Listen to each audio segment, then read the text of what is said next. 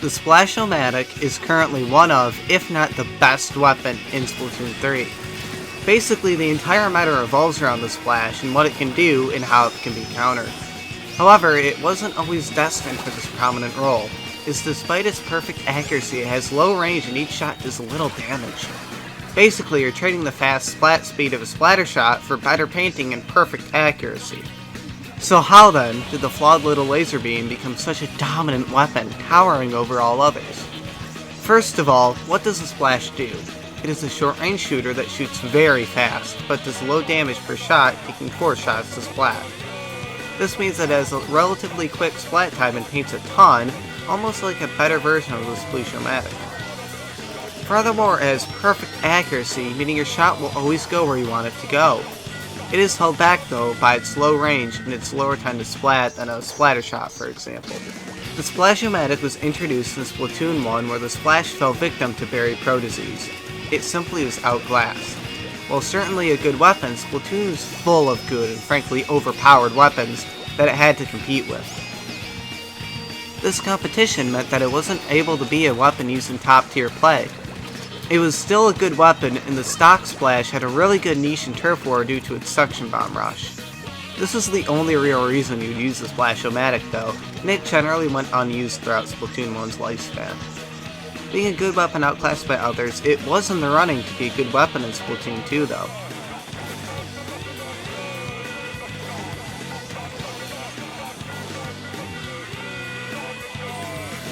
Unfortunately, that lower splat time than the splatter shot would haunt it during Splatoon 2.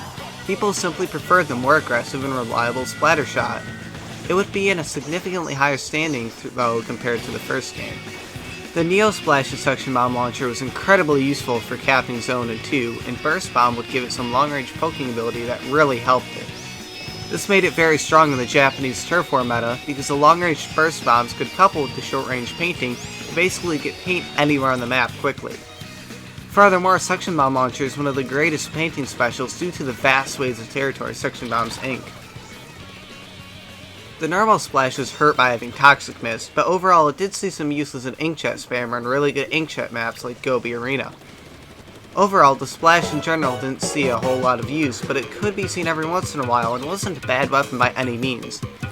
It received buffs through pretty much the whole game, the most notable being in 3.2.0, where shooting while jumping no longer added randomness to your shot, which seems weird to think used to be a thing nowadays. The Splash is a nice weapon that could be used by almost anybody with some success, but it wasn't overtuned or broken like some other weapons. It was a fair and balanced weapon, and this would completely change the Splatoon 3. In the transition to Splatoon 3, some major changes occurred that set it out to be better. For one, the increased movement potential makes it easier to get targets into range. There were less sit back and spam specials, meaning that more weapons would be vulnerable to the Splash instead of being far back and safe. Furthermore, these specials that were removed would be good counters to Crab Tank, the special that the Splash got. Finally, the remaining sit back and spam specials would receive some pretty heavy nerfs to keep them in check, with one exception. The Splash-O-Matic in Splatoon 3 received Burst Bomb and Crab Tank, and with this, the perfect weapon was born. Burst Bombs give it the reach of a mid-range weapon, as Burst Bombs are the closest sub to a main weapon. Two of them can deal fatal damage and they combo well with the Splash. This makes it significantly easier to reach those now more vulnerable weapons and makes up for its low splat time. With these advantages, it's easy to see why the Splash is a great weapon, but the Crab Tank is what makes it amazing.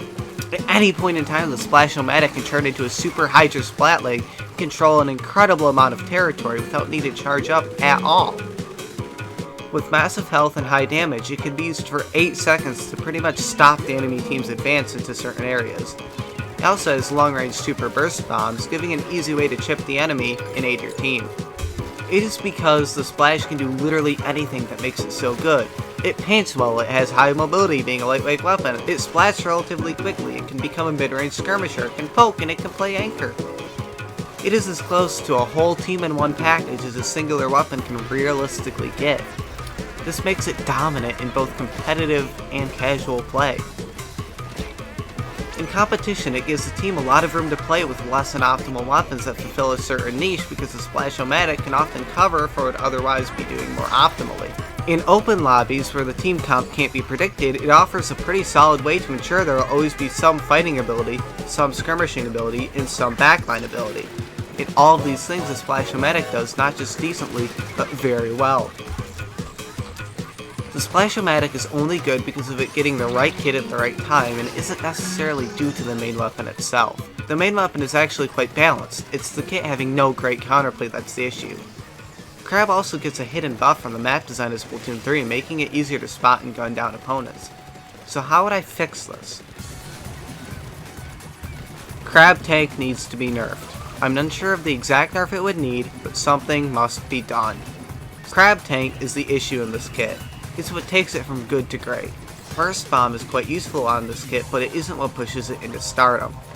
It's the instant Mega Hydra on top of its other abilities that makes it very difficult to fight.